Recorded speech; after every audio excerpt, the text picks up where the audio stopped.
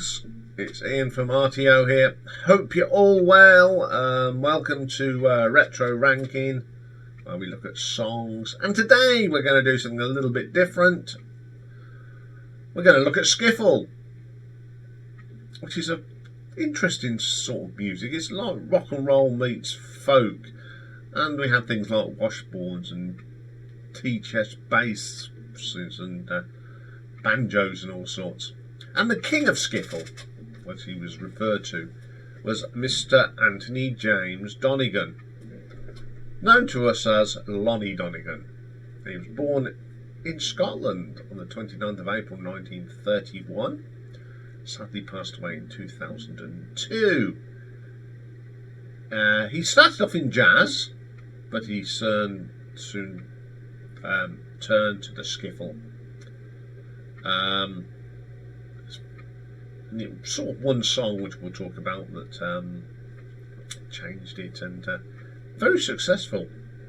31 UK top 30 singles, which 24 were successive hits, 3 number ones. First male singer to have two US top 10 hits. He's received the Ivor Novello Lifetime Achievement Award in 1995, made an MBE in the year 2000. He was a pivotal figure in the British invasion due to his influence in the US in the late 1950s. And he left some great music. So let's have a quick look at my top 10. So coming in at number 10, this is from 1957, and it was the B-side of a song called Gambling Man. A song I like, but I haven't got it featured today. And the B-side was called Putting on the Style. Now, a lot of Lonnie's songs are all about stories with quirky tunes, some sad, some fun. Now this one's one of the fun ones. It's a great little tune, but it's a story about a girl who used to dress up to the dolls and nines when she went to church just to impress the boys. It's a really fun story and how people talked about her, and yeah, I like this song. It's quirky and a lot of fun. Okay, coming in at number 9. Now this is from 1958, and it's another B-side, and it's from I'm Alabama Bound. Now this is it's one of these tracks. It's a quirky, fun tune, but it's a very dark story. Basically, it's a love triangle between Frankie and Johnny, which is the name of the song. And the third part of that triangle is Nelly Bo. Now, Frankie is the lady, the girl, and Johnny goes off and has a bit of a fling with Nelly Bo, and it's all escalated to the fact that Frankie shot Johnny, and she goes round to Johnny's parents to tell him why she'd shot him. Very dark matter, but for some reason, you forget about what it's actually about. It's the way that Lonnie delivers it. I quite like that track. Okay, coming in at number 8, we got a 1961 now, and a single got to number 8 here in the UK, and it's called Have a Drink on Me. All about when people's luck are down, and you got that one, oh, don't worry, have a drink on me, sort of thing. It's just little stories of things going wrong. It's got a catchy tune, really good track. Okay then, number 7.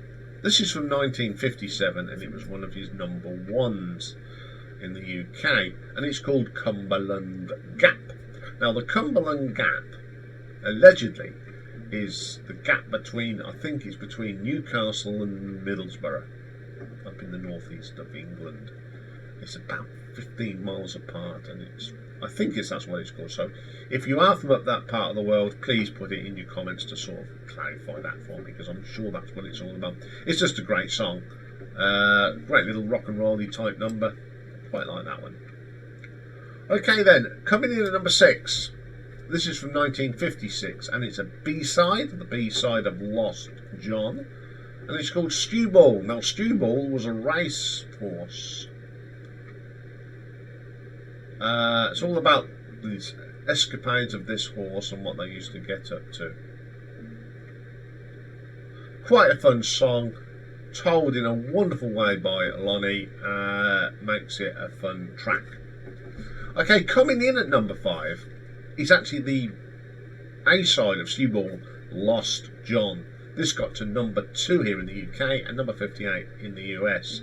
And this is it's a story about a convict who'd escaped and his antics. You've got to listen to these tracks just to listen to the words. They are fun and it's a really good track. Okay, coming in at number 4. This is from 1955. This is the sort of track that really started it for him. And he got to number 8 both here in the UK and America. And it's Rock Island Line. Now, the way you hear this, you think that Lonnie is actually an American. Because he's got this sort of southern twang. But it's a really good song, and it's about a railroad toll near Mississippi on the Rock Island Line. And if you had livestock, you could get through without paying this toll. So it's a bit of a banter between the engine driver and the pole person. Yes, what have you got there, boy? I've got cows, I've got geese. And he says he'd let him through. And as he went through, he said about forward because I've got iron ore. And he would have had to have paid for it. So it's a good little story again. And I love that track. Okay, then coming in at number 3. Now this is the first song I ever heard by Lonnie. It's from 1959. We got to number 52 here in the UK. Not a popular song. And it's called The Battle of New Orleans, which is all about the Battle of New Orleans. Fought between the Yankees and the Brits, and he says it's where the Brits came off a little bit worse. And it's basically a story about the battle and how they took their guns and they had a few beans and fed the blooming British in a town in New Orleans. Very quirky song, which I absolutely love. Okay, then coming in at number 2. Now this is definitely a song from my childhood, from Junior Choice, from 1959. Number 3 in the UK, number 5 in the USA. And it's that question: does your chewing gum lose its flavour on the bedpost overnight? It's a foot stamping, fun song, bizarre lyrics, but it's such a lot of fun, and I've always loved this as a kid. Great track. But my number 1 song from 1960, it was a number 1 hit over here, and it's called My Old Man's a Dustman. He wears gold blimey trousers, that's one of the lyrics, and he lives in a council flat. Basically, Lonnie's singing a story about his dad, who was a dustman. Now, for the Americans that don't know what a dustman is, it's a garbage collector. They come round in there. They still come round to this day. In fact, today is my, as it's called, recycle collection today. But in the old days, you put your bins down there. We called them dustmen, so because they used to come years ago. They used to collect the dust and from your chimneys and all that sort of thing. So that's where that name comes. It's a great song. It's got some terrible jokes in it. Like one of them, his plain thing is, "I found a police dog in my dustbin."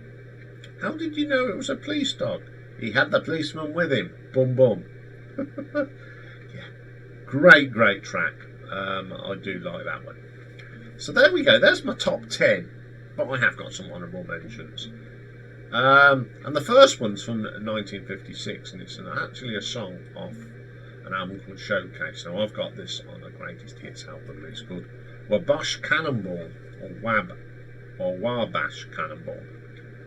Now I remember hearing this a long time ago as a 10-year-old, and they were talking about Birmingham, and I thought it was Birmingham here in the Midlands, but then I was told that It's a song about Birmingham, Alabama, and about a washboard.